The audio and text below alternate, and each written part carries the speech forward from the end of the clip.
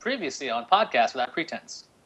Man, I can't wait to hear what Iyaz had to say about a talking cat! Exclamation point, question mark, exclamation point. I don't know what this crap is. I think it's for Wii U, but I'm not sure. Listen, I don't know. If he hasn't watched the movie, can we vote him off the podcast? It's a legitimate question. Hello, everyone. Who are you first? Who are you? I'm not Jonathan Strickland. And I'm not Iyaz Akhtar. And I'm Eric Sandine. Process of elimination. So, normally we would be spending this episode talking about the masterpiece, a talking cat! Exclamation point, question mark, exclamation point. But Iyaz, who you may remember was not on last week's episode, and we didn't have an episode the week before that, and we didn't have an episode the week before that, has yet to watch this goddamn movie that the rest of us have seen for a month now. Now, as my formal excuse, I have moved into a new place. I still don't have my proper microphone. I'm using a headset or headphone microphone thing. Not exactly the best quality. And we had the bright idea of, hey, let's move the entertainment center from that side to behind me. I can actually show you where it was. Let me turn the camera around on this iPad. This will be fun. Back camera. So normally it was over there where my chair is. But then we're like, wait a second. This freaking couch does not work on this freaking wall. So we had to move this over. So this giant thing. So and while that took a month. That took the last 3 hours. And 3 hours out of the last month. Okay, now it all makes sense. So in that entire time, you did not have time to watch this hour-and-a-half long masterpiece. Not this, by the way, go ahead. Perfectly safe for work, unless your coworkers speak or read Spanish. Okay, so in my last defense is, there's no way in hell I could watch that movie with our stipulations of no second screen, even if it's safe for work. I was trying to follow the rules, but now I'm going to watch the movie at work, so I'm going to tell you how long I'll be before I hit the second screen. 0 freaking minutes and 0 freaking seconds. That's what's going to happen, so I can shut you guys up next week. Did you just admit that you're going to watch this movie at work, by the way? Well, hell yeah. I always have TV running no matter whatever I'm doing.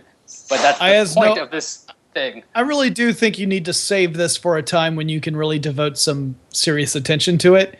Because having it play in the background, you are not going to appreciate how terrible this movie is. Actually, I'll kind of agree with Jonathan on that one. Like, passively watching this film does not...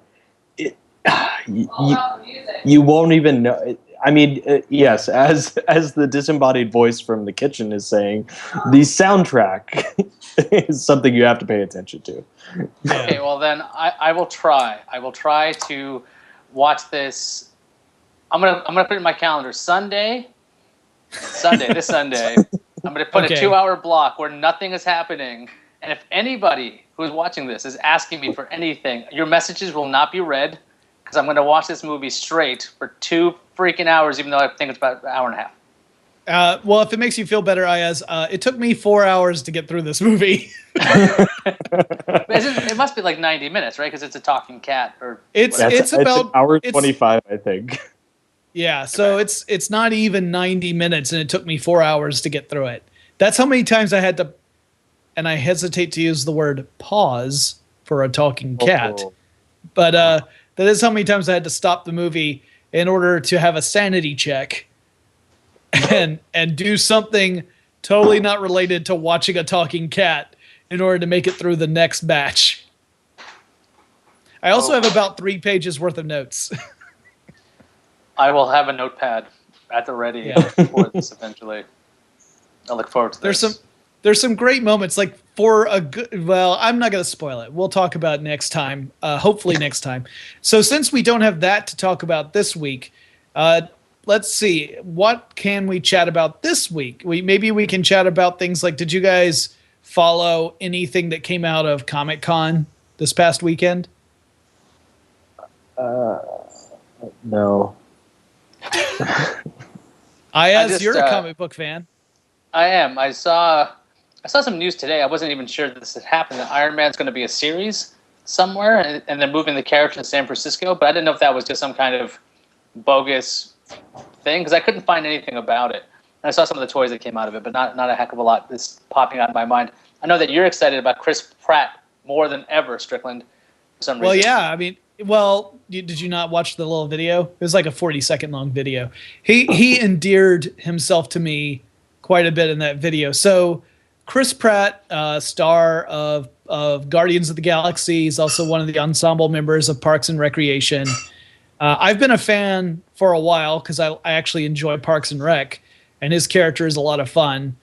He went from being just kind of an unlikable oaf to one of the more likable characters on the show. And the performance that Chris Pratt does is a large part of that. The writing, of course, is really important too. So I've been really anticipating Guardians of the Galaxy. I'm looking forward to it. I'm seeing it on Thursday night. And there was this little news item that a friend of mine shared where they talked about a special advanced screening of Guardians of the Galaxy for two groups of kids. And it was two different charities for kids who were from low-income homes in New York City who were all selected to go and see this early screening of Guardians of the Galaxy. And at the end of the screening, Chris Pratt came out. And it was a big surprise. It hadn't been announced that he was going to make an appearance. So he comes out and gives a talk and a Q&A session to the kids, and then gives all the kids high fives and stays to take selfies with all the kids who want to take pictures with him. Apparently even staying longer than his security detail was scheduled to be there. Like he would refuse to leave until he had taken a picture with everyone who wanted to get a picture with him. So it just seemed like a really nice guy. And then on top of it, there was a video from one of the interviews for the press tour of Guardians of the Galaxy. And in the interview, you just hear his response to a question where he says, essentially said, I stole the jacket from Guardians of the Galaxy and a couple of pieces of wardrobe, because if this thing really does as well as what we're hoping, if it really takes off, I would love to be able to put on that costume and go visit kids in the hospital. I'm like, this dude, like, that's the best reason I've ever heard anyone say they hope their movie does well. Who's the WWE fighter that has gone to see like kids in the hospital? John Cena. That's right. One. Yeah. Cena is the guy who has done more Make-A-Wish fulfillments than any other person. Right. So, yeah. But yeah, that's essentially what Chris Pratt was saying. He's like, I would love to be able to do that, to go and visit kids in the hospital and talk with them and cheer them up. So that would be amazing. And I'm like, This guy is awesome. It was a very earnest reply too. So it didn't seem like it was just, this is like a great PR move. It really did seem like it came from a genuine place. So that's the video that really sold me on him as not just an actor, but just as a cool guy. And I am really looking forward to the movie. I mean, the reviews so far, the advanced reviews have been pretty positive. It had a 100% review on Rotten Tomatoes for a while, and now I think the last time I checked, it had dropped down to 97%, so it's probably somewhere in the 90s at this point. But very positive early response. Amazing. That's an amazing score. So, well, yeah, especially for something. Think about that. Something as high concept as Guardians of the Galaxy. Right. One of the more obscure Marvel titles that has a talking raccoon as one of the principal characters. It is at 93% currently. Yeah. Out of 40 reviews. Yeah. Yeah, I can't wait to see it. I was actually really pleased. What the theater I chose is one where you can reserve seats in advance, and I was amazed that when I was making my reservations that I was the first person to have purchased tickets for that screening, so I had the full theater to choose from. So that was kind of cool. Yeah, I'll be seeing that on Thursday. IMAX or regular? No, it's a regular one. There aren't, as far as I know, they're the only IMAX screen in the Metro Atlanta area that shows movies like that is pretty far away from us. We have some IMAX experience theaters, but that's not the same thing. Yeah, that's what we have here. We have one IMAX experience theater, but yep, not the same thing. Yeah, it's not an IMAX. It's not a true IMAX screen. So, but the theater I'm going to is one of those where it has like the big full recliner seats and serves food and alcohol and all that kind of stuff. Not that I'll be drinking, but it's one of those kind of theaters. So, I'm looking forward to it. What about you, Iyaz? Are you looking forward to Guardians of the Galaxy, or does that not interest you? I'm going to see it on Friday. We already have tickets. Got to pick our seats already. It's supposed to be IMAX. It might be IMAX experience, but either way, picking our seats because this one theater we went to a couple weeks ago has the recliners, has a little middle piece that goes up. Actually has electric recliners, so you can like completely lay out, which was absurd since people could still walk in front of you with no problem. So it was a terrific experience. And I haven't said that about a movie theater in like I don't know how long. And so we're going to go back on Friday to see Guardians of the Galaxy. And I'm pretty excited about it from the reviews. I'm happy with it. But sometimes, if you see a lot of movies, enough trailers, you go, okay, if the trailer's no good, there's no way it can be good for 2 hours. And what I was afraid of was that this would be like Green Lantern. Green Lantern's trailer sucked, though. Guardians of the Galaxy's trailer has been pretty good. And any subsequent extended trailers seem also pretty good. So if you can cut it down and still have a decent 3 minutes, which if you can't, you should worry. I wasn't terrifically worried about this one because it just seemed like a fun movie. If you think about it too hard, I think it's going to fall apart because it doesn't seem like it'd be one of those like, oh, we're going to follow the rules.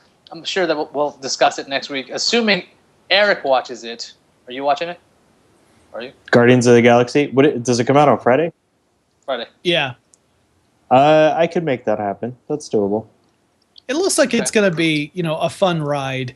I kind of think of it sort of in the same terms as Iron Man. Iron Man was a character that, I knew about Iron Man. I knew some of the general plot lines of Iron Man, but I had never read any Iron Man comics. I'd never collected them or anything. So going in and seeing that movie without the baggage of, 20, 30, 40 years of fandom, I really could enjoy it just for what it was. And then, I would talk to people who were big fans of the Iron Man comic. They enjoyed it too, even though it was, again, just like comic books tend to be, a different take on the character, slightly different take. But I have a feeling that this is going to be very similar. I already know, like, for example, I didn't collect the Guardians of the Galaxy comic books, but there have been multiple incarnations of this group. And this particular movie mixes some of the characters from the first Guardians of the Galaxy run with the more current Guardians of the Galaxy. From what I understand. Since I don't collect the comics, I don't know all the details. I just know that there's a mixture of characters in there. But since I don't have that baggage, I'm just going to enjoy it for what it is. Yeah, it's a Thursday release. I can definitely do that. Sweet. All right. Cool. You guys see the release pictures of Wonder Woman and the new pictures of Batman for the Batman versus Superman movie that's coming out? Yes. I saw the Wonder Woman one. I heard that the little footage that was showed a sequence that looked very much like Frank Miller's Dark Knight Returns with the Batman Superman confrontation where Batman's in the giant mechanical bat suit. Now, I haven't seen that, but I did see the Wonder Woman reveal, and I thought it was fine. It's very different from the comic book depiction of her costume, but I thought for an Amazonian warrior who still has a kind of comic book feel to her, it works okay. It does seem to suggest that DC's portrayal of heroes is a different direction from the Marvel strategy, but I mean, that's almost necessary just to differentiate yourself. What do you think, Iyaz? Well, what I saw with the images of Wonder Woman, that costume is similar to other costumes that have floated around throughout the history of Wonder Woman. So obviously it's the classic one that everybody knows. People start thinking, Linda Carter, that's the way she should look. But that's like 70s TV, and that's kind of a campy look for this kind of movie. So I thought it actually fit within that universe. From what we're seeing, But Zack Snyder, you watch his stuff, it's basically like take all color and desaturate like crazy. And that seems to be totally fitting. Yeah. So between Wonder Woman doesn't stand out, considering you already have, the big blue Boy Scout over there on one side. You got the gray bat, and you got this brownish red kind of Wonder Woman outfit, which look like, there's not a lot to it, but if you're going to go to war and you're pretty much a god, you wear pretty much whatever the hell you want anyway. So I think it kind of fits in that universe, although I don't know how that movie's going to work, because introducing a Batman, not the Batman from Dark Knight, that series with Nolan, introducing that version of Batman and the whole concept of what Wonder Woman is. I don't know how that's going to work in a 2-hour movie or even a 2.5-hour movie. You might need 3 hours for that. I don't think I could sit and watch that world for 3 hours. Plus, following up Man of Steel, which a lot of fans had problems with the portrayal of Superman as essentially a sociopath who lets thousands die in order to have this slug fight with a General Zod. I still haven't watched that movie. So I actually have, I like the design, but I have very little interest in seeing the film simply because none of the previews for anything other than the Nolan Batman trilogy have interested me in the DC universe for a long time. I just haven't followed along. I didn't see Superman Returns. I didn't see Man of Steel. And I don't have a whole lot of interest in seeing this new one unless I see a preview that just convinces me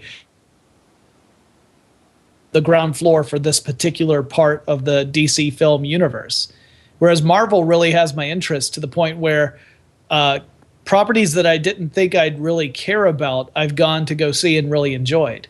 Like Captain America. I have very little interest in that character in general, but the second Captain America film I thought was really, really well done. In fact, it may be my favorite of the standalone Marvel films right now. I might actually prefer it to Avengers. So, those movies have been much more consistent in entertainment value for me than the DC ones. And I never really considered yeah. Quietly. Were you asking me if I had any opinion? Yeah. No. Yes, Eric. No opinion on Eric this has no opinion. Did you see anything at Comic-Con that you wanted to talk about? Because that's the thing that stood out to me with Wonder Woman. Because that was like, whoa, okay, here's a full picture. It wasn't even like this slight reveal. It was, here's a full costume, go, and talk about it. But it didn't seem like a lot that stood out to me. I think that's actually about all that I saw, like skimming the newsfeed today. Nothing really blew up at me. Nothing made me like super interested, I guess. I don't know. I'm very curious about the progress going back over to Marvel for Ant-Man, considering the trouble they had keeping a director attached to the project. So I'm a little curious how that's going. Yeah, that's another one of those characters that I wouldn't normally care about at all, but I wouldn't have thought I would have cared about a Guardians of the Galaxy movie. In fact, when it was first announced that movie was going to be in the Marvel slate, my response was, why? And then once I saw the preview, I said, all right, I was wrong. It looks like they can make an entertaining film off this premise. Yeah, I don't think DC has that luxury. There's this old cartoon that's floating around on Reddit, the idea that DC has trouble pitching a Wonder Woman movie, and Marvel's like, here's a talking raccoon, you're going to watch it. And people are like, yeah, that totally works. But if you say Wonder Woman, you're like, well, why? I get the meme, but at the same time, it's not like we have a female-centric Marvel film yet. We don't have a Black Widow movie.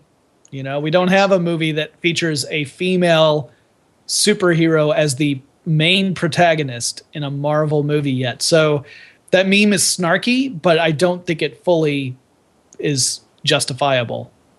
Well, isn't the Wonder Woman appearance in Batman Superman supposed to be the entry into that? So we have this wider world of DC characters, and to see if it would stand. At this point, Black Widow's had enough appearances in enough Marvel movies that they could just give her own thing, and everybody would be like, oh, I already know this character. It'd be very easy to get into this character. I just don't think I don't think Wonder Woman has the legs for that. That's a pun. Yeah, because she's got gams. Mm. Well, let me ask you this, Iyaz. Who would you think would be an appropriate villain in a Black Widow movie? Keeping in mind that this is a character who doesn't actually have superpowers, you can't go too huge with her potential villains. Who would you cast as an antagonist? Because I know which villain in the Marvel universe would you have as her adversary? I know who I would pick, but I'm curious what you would say.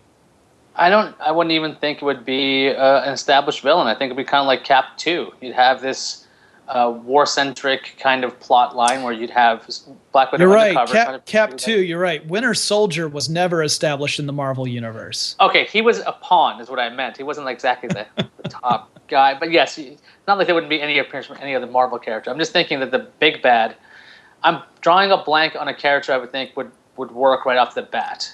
But I got you. You ready? What's that? All right. He's not a major Marvel villain, but it would be a perfect foil for Black Widow. Taskmaster. Okay. That would work. His ability is that he can match anyone's fighting style. And Black Widow, what sets her apart from everyone else is that she kicks serious ass whenever she goes through like the endless supply of henchmen. But you put her up against someone who can study her and then replicate her fighting style. That would make it an interesting challenge for a character who would then have to find a different way to overcome this adversary who otherwise can match her move for move. And I think that could be a really cool idea for a film. You could have a very strong female character. You still give her a very real challenge to overcome, and she has to go outside of her comfort zone in order to do that. I think that would be a great basic foundation for a movie. And if anyone writes it, I want credit. Like you mentioned, Taskmaster basically can look at any fighting style, whatever it is, and then learn it right then and there. So if you're fighting him one-on-one, he'll pick up your fighting style. If he's just watching tapes or videos, he'd pick it all up. So he's a really interesting choice because I'm just thinking of the old Marvel handbook paperbacks. Because I'm totally thinking of his picture with like that death's head looking thing, and I think it's like an orange cape kind of thing going. And those big swashbuckling boots that were very popular in like the 70s. They draw a character, so very or is a white mask, but something like that. It's I'm sure they would. I'm sure they'd give him a makeover, but I think that would be a suitable villain for Black Widow to face off against. So, but we were talking earlier about the trailer for Guardians of the Galaxy, and as you were mentioning how the Green Lantern trailer left a lot to be desired and really was an indicator that Green Lantern itself was probably not a good movie. I asked this question on Twitter, and I'm curious if you guys have any thoughts. I can even start with what I think. But what can you think of any examples of a huge disparity between the quality of a trailer and the quality of the film? Either that the trailer was way better than the finished movie was, or the other way around. I can tell you the one that I think of off the bat is Star Wars Episode 1: Phantom Menace. I mean, that was a trailer when I first saw the teaser trailer for that. I mean, the collective gasp in the audience when you first saw the dual-headed lightsaber was amazing. And then the movie just didn't live up to it. Well, the trailer didn't match the movie at all. That's the problem, right? Like, the movie was about, like, Space Congress and passing some kind of, not passing, but coming up with some kind of who's going to be in charge, some kind of succession to that. That was basic. It was like a really slow C-SPAN kind of video. And plus a third of it was pod racing. Yes, with pod racing. If that was an IMAX 3D, I bet I might do better if they just did. Look, it's just in 3D, the whole damn thing, and you can watch it and you can be in it. But I was going to say Mothman Prophecies, because I actually watched that movie. Oh, yeah. Based on the trailer, and I thought the trailer was super intriguing. I'm like, hey, what's going to happen in this movie? And like nothing happens in the movie whatsoever, from what I remember. This is a long time ago, but I just remember this trailer was so gripping that it just didn't represent the movie at all. The one thing I remember from that trailer is when he's on the phone and he says, "What am I holding in my hand?" And then he hears chapstick. So that became my go-to thing with my wife. I just go, "Hey, Becca, my lips are a little dry. Do you have any chapstick?" Never gets old. Sucker Punch, Eric? another good example. Sucker Punch. Was that movie not good? I haven't seen it. It looked good. It was totally not good. No, like all the amazing imagery that you saw in the trailer where you thought, I wonder what the movie is that supports this imagery. There was no support. It just was imagery. It was like, there was nothing there. So huge disparity between the trailer and the film. You know what I will say? Crap. Now I'll have to find it. Kind of the opposite is I don't actually remember the trailers to this film being actually interesting. Crap. Which movie? It was a horror movie. It just came out. The Conjuring? Or not just came out. Not The Conjuring. It has... Insidious 2. Not Insidious 2. It's got the girl from Doctor Who. Which girl? There. Yeah. Oculus. My cue. Innocuous? Was that it? Yes. That was it. Innocuous. Yes. Yeah. I don't remember trailers for it at all, but we watched it the other night, and it actually turned out to be actually a pretty good new horror movie. Not great, but I don't remember seeing trailers for it and being like, oh, that looks actually interesting. But then I looked it up on Rotten Tomatoes and I was like, it's got good reviews, so all right. For another one that I would go with the cool trailer but mediocre film, Sky Captain and the World of Tomorrow. It looks beautiful. If I remember the trailer tray, it just looked like kind of Rocketeer-ish. If it wasn't from the same director, I don't know. Oh, but it it was kind of like, it looked like Rocketeer mixed with Sin City. Sin City might also kind of fit into this category. I liked Sin City well enough, but it was so much style over substance that it did stretch I don't know. its welcome. I thought the trailer did exactly what I thought the movie did for Sin City. That's fair. It was a pretty accurate representation. Yes. The books themselves are not deep at all. They're just like, this is Frank Miller saying, I like to draw cars, women, and fights. So I'm going to draw, this is the book I came up with. And that's basically what it is. It's like a ton of violence. It's got awesome old Cadillacs and hot women. There's nothing more the trailer doesn't. It's not like you get a bait and switch. Were there any bait and switch ones you could think of? Where it's like, I have seen some rom-coms that were recut for the guy version of the trailer. Where it's like, the dudes are hanging out. I think it's called, was it What to Expect when you're expecting that movie that came out? Oh, right. Mm-hmm. There's two different trailers. One for the guys where these guys are trying to figure out how to be parents. And then there's the woman-centric one where it's the actual movie, where it's about only them and their relationships. And I don't know. I'm blanking out the rest of it. My wife would probably say Avatar: The Last Airbender, but I don't remember if that actually had a good trailer or not.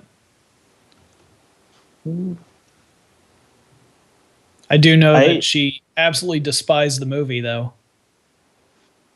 I remember the trailer being slightly entertaining, but other than that, I can't really tell you what I expected of the movie. Well, speaking of trailers, did you guys see the trailer for the new Mad Max film, Mad Max Fury Road? Nope. No. Oh, it's good. It's really good. For a trailer, it's really good. No, that's what I've heard. It was one of those things. Road Warrior.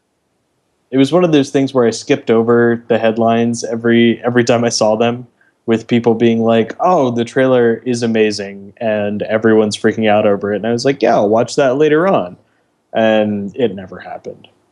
However, I'm watching it right now without audio, so we'll see.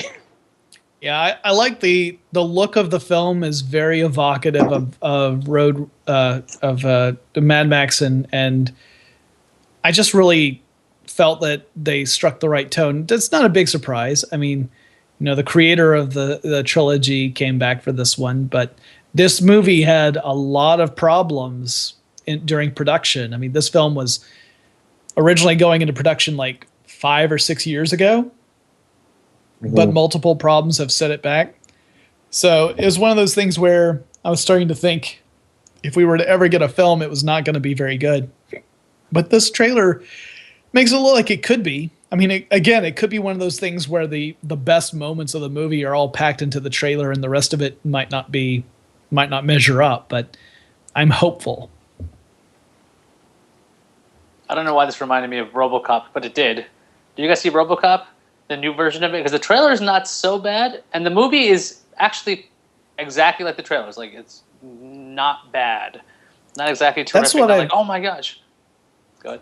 That's what I heard, but I haven't seen it. I did watch Red Letter Media did a review of it, and that's pretty much what they said. They said that it kind of lacks the satire and humor of the original RoboCop and focuses more on trying to create action and drama to varying degrees of success. I mean, that seems like what they did with what was it, Dread. Like, it wasn't a great movie, but they were just trying to make it an insanely serious film. No, Dread was nowhere near serious. That was hilarious. It was hilarious, but I don't think it was intentionally hilarious. I think it had to be. I mean, Carl Urban's the lead. He doesn't break the Dread face the whole time. Doesn't take off the helmet. He's just permanently in that perma-frown, which is just amazing. He keeps it there's no way on earth. I would love to hear the commentary on it. If they were taking this seriously, I would be shocked because it was just so over the top violent and gory and just, I mean, there's all kinds of logical gaps in there. And it seemed like a fun 80s dumb action movie with a lot of style. I found it extremely entertaining, unlike the Stallone Dread. So well, that's true. Okay. Yeah. That makes me want to watch that and Shoot 'em Up. You guys ever watch Shoot 'em Up with Clive Owen and Paul Giamatti? I haven't. I remember that trailer and seeing it and thinking, I can't tell if this looks like something I would enjoy or something where I would feel, if only I could shut my brain off, this would be awesome. I couldn't tell what kind of movie it was. Oh, you gotta shut your brain off for it because it's really dumb, but it's so stylish. And Paul Giamatti is obviously excellent as a bad guy because he just comes off that way. Clive Owen's pretty likable, but the whole I mean, it almost feels like Sin City in some respects, but like there's a lot less characters. But it was just a lot of it's really dumb fun because the idea of the whole movie, I think the directors pitched it and they're like, okay, here's the little cartoons. They came up with an animatic and they're like, this is what we want to do. We're going to call it Shoot 'em Up. So we're telling you up front, it's dumb. So what do you think? What about Crank? Have you seen that? I haven't. Oh, yeah. Statham movie. Really? You haven't seen that? I've not seen Crank. Oh, Crank is really entertaining, actually. You would enjoy it. It's pretty entertaining, but it is extremely dumb. Yeah. Like monumentally dumb.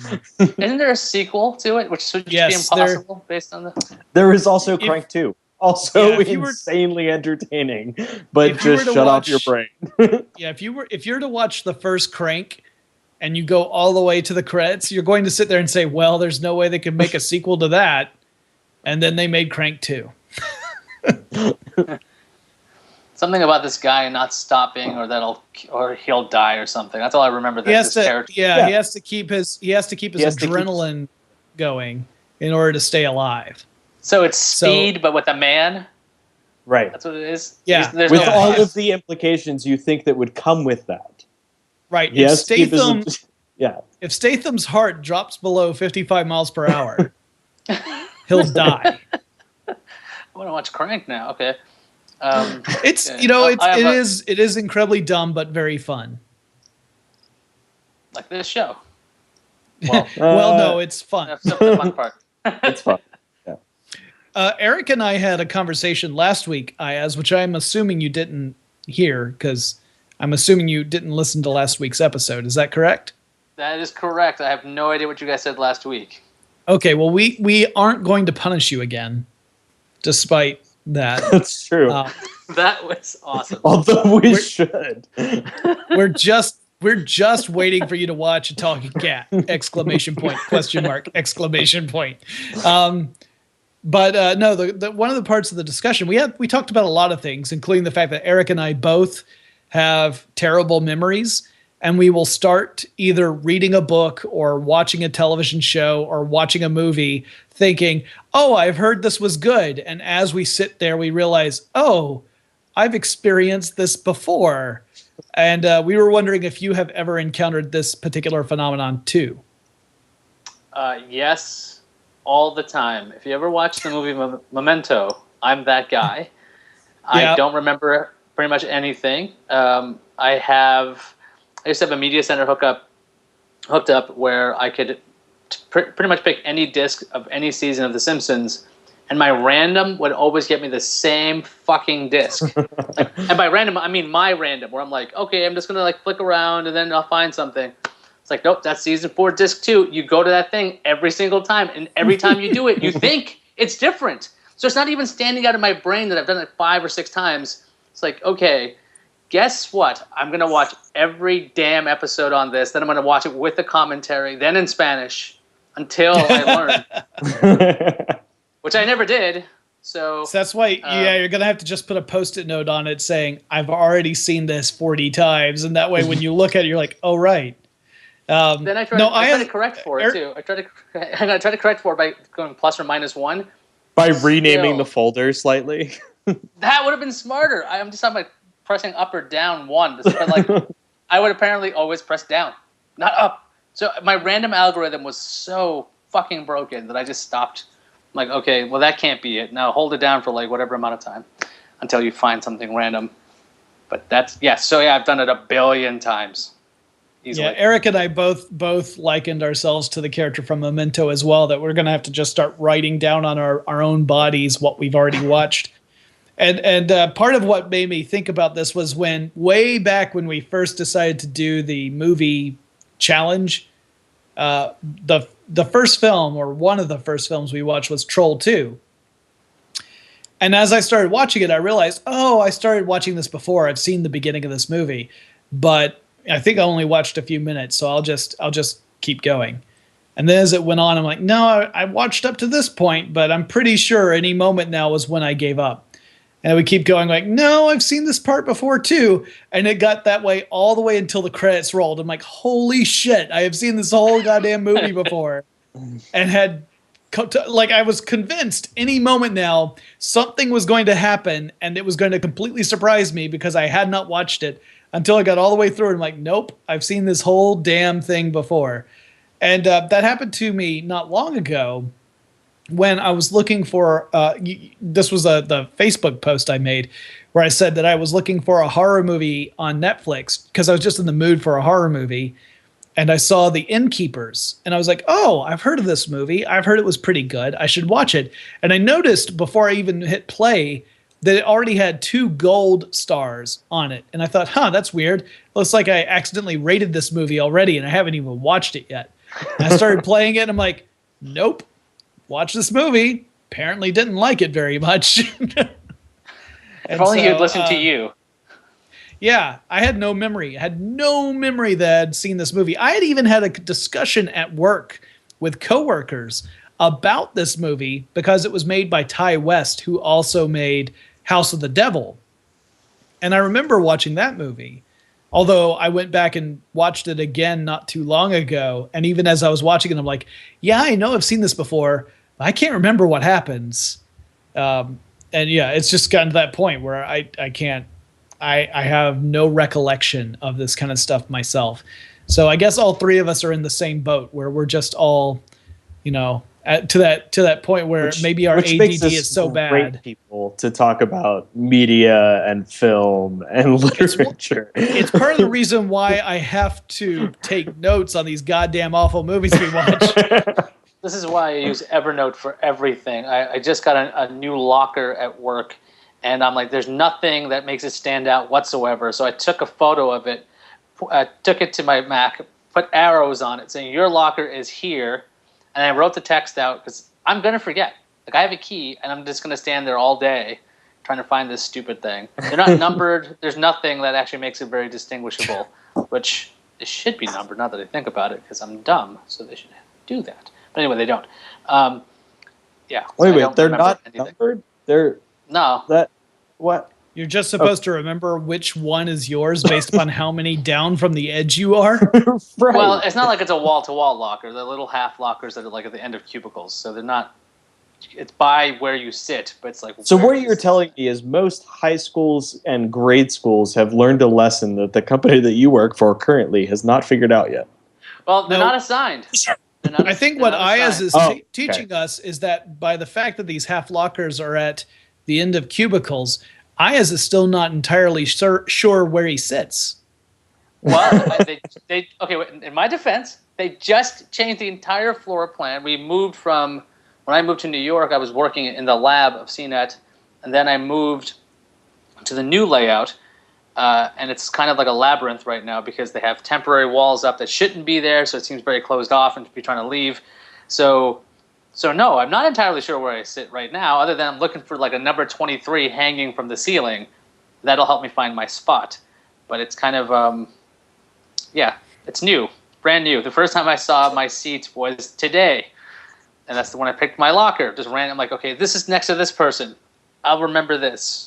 And like, there we go. I'm hoping that I'm like, as long as I look up and I see these two people, I will totally remember it. But like, if they're not there, they're out. I'm totally just screwed. So it's interesting that you have a locker and not, say, just a set of drawers that are lockable. I have that too, but those are near me. Yeah. I don't know. I didn't design the place. I don't know why the hell we have them. Okay. All right. Fair enough. I have no other things to say about that. In lieu of a coat rack, we have lockers for some reason. Or maybe it's for like more valuables. I have no freaking idea. That fit. Maybe is that where you're supposed to keep your diamonds? That's where I'm gonna. Anything that's about 3 feet tall, I can put into it. I guess by about 1 foot. So, dwarves. It does make one wonder what the 404 keeps in their lockers. No idea. I heard that you were on that show, Iyaz. How was that experience? It was really weird because I'd seen the show a bunch of times, and I got to drive a little bit in the second half of the program with stories I'd found, and it was just fun. It was just having a conversation. It was pretty simple. Although I ended every sentence saying Jonathan Strickland should be on this episode, not me, but they weren't having it, and it was. Did they show a picture of you in tights? No, I don't think there are photos of me. I mean, they could probably be doctored, but I don't have any that could have been shown. So they didn't.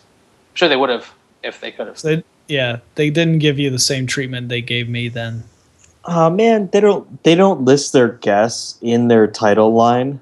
That's just unacceptable. It's in the body though. The deck. If you look at the deck, it's there. My appearance was a couple of years ago. It was when I was up in New York to shoot an episode of The Curiosity Project, which was never aired. That was an interesting trip, getting to go up to New York, get interviewed for television for a good 2 or 3 hours, and it was never used. But that's the business. That's the way it works.